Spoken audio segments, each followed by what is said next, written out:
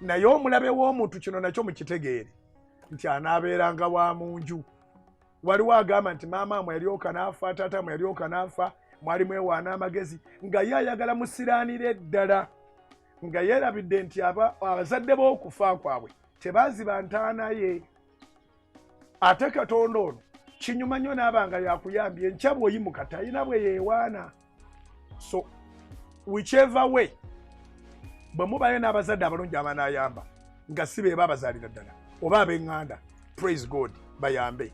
Naye okulongoosa ebirowoozo byammwe kino kye mubanga mumanya nti omuntu owuwa okukuyamba it is a surprise, bw'atakuyamba it is the normal. Nkyanukudde? Omuntu owuwa okukuyamba it is a surprise. Era bw'oba okaabirira Mukama n'omugamba Mukama nviiraayo, toyatulanga amannya g'abantu ba family, toyatula amannya g'abantu b'omanyi. He knows how to do it. A miracle has no formula.